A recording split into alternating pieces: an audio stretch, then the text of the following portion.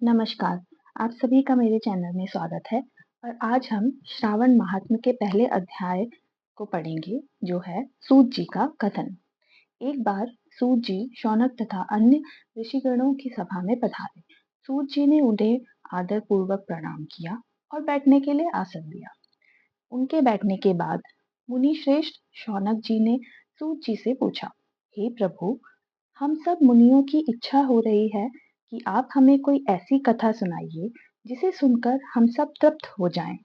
हमने आपके मुख से अनेक आख्यान सुनकर आनंद प्राप्त किया है। आपके मुख से हमने तुला राशि का सूर्य होने पर कार्तिक मास का महात्म्य, मकर राशि का सूर्य होने पर माघ मास का महात्म्य तथा मेष राशि का सूर्य होने पर बैसाख मास का महात्म्य सुना है। अब इन मासों में भी उत्तम कोई मास हो तो हम उसका महात्म्य सुनना चाहते हैं।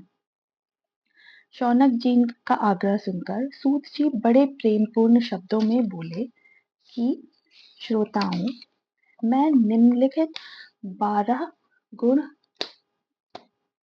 होने श्रोताओं में निम्नलिखित 12 गुण होने चाहिए।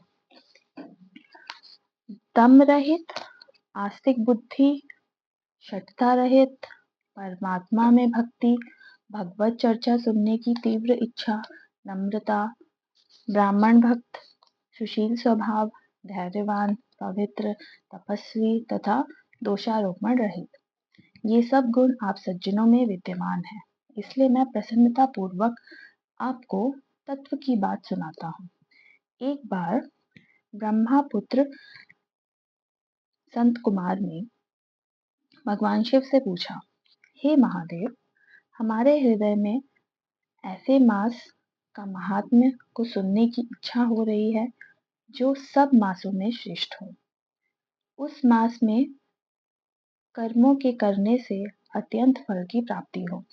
संसार के कल्याण के लिए ऐसे मास के सभी धर्मों का वर्णन विस्तार पूर्वक बताने की कृपा करें। भगवान शिव ने संत कुमारों की इच्छा जानकर कहा, वर्ष के 12 महीनों में श्रावण मास मुझे सबसे अधिक प्रिय है। पूर्णिमा को श्रावण नक्षत्र का योग हो जाने से इस मास का नाम श्रावण पड़ा। श्रावण मास में सिद्धि प्राप्त होने के कारण इस मास का नाम श्रावण पड़ा। आकाश के समान स्वच्छ हो जाने से नभा नाम कहा है। श्रावण मास के फलों को कहने के लिए ब्रह्मा जी हुए। इसका महात्म्य को देखने के लिए इंद्र हुए और भगवान अनंत ने इसके फल को कहने के लिए 2 सहस्त्र जिह्वा धारण की थी। इसलिए श्रावण मास के धर्मों की गणना करने के लिए पृथ्वी पर किसी में भी सामर्थ्य नहीं है। इस मास की कला को भी अन्य मास प्राप्त नहीं कर सकते। इस मास का कोई भी दिन व्रत शून्य नहीं है। इस मास की सब तिथियां व्रत वाली हैं। संत कुमार बोले, हे महादेव, आपने अभी बताया कि इस मास की प्रत्येक तिथि व्रत वाली है, अतः आप मुझे बताइए कि किस तिथि में कौन सा व्रत रखा जाता है।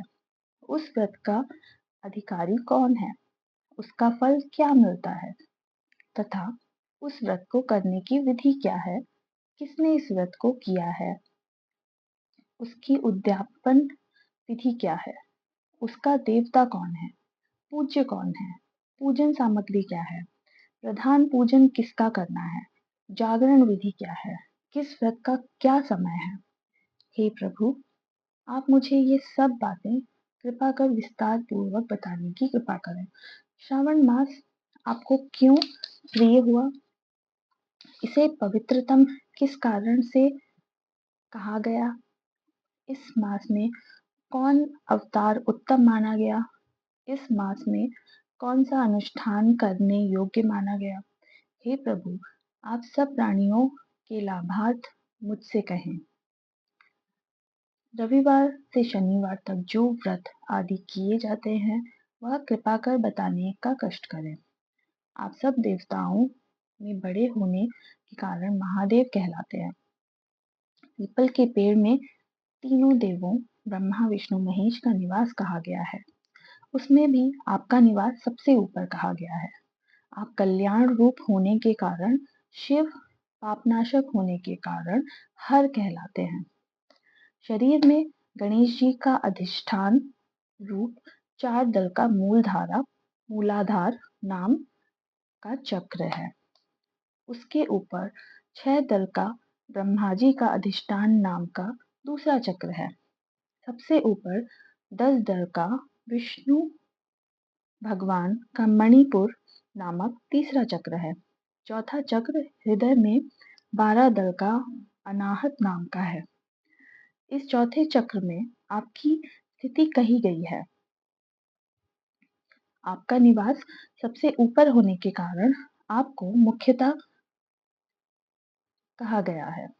इसलिए आपका पूजन करने से पंचायतन का पूजन हो जाता है। अन्न को ब्रह्ममय कहा गया है। भगवान विष्णु जल रूप कहे गए हैं। जब आप उस अन्न और जल को ग्रहण करते हैं तो आपकी प्रवीणता में किसी को लेश मात्र भी संदेह नहीं रह जाता। आपका शमशान और पर्वत पर निवास सब प्राणियों को विरक्ति का संदेश देता है। आपके यश का वर्णन करना वाणी से परे की बात है। तो इसी के साथ हमारा पहला अध्याय खत्म होता है। दूसरा हम जल्द लेकर आएंगे। ओम नमः शिवाय।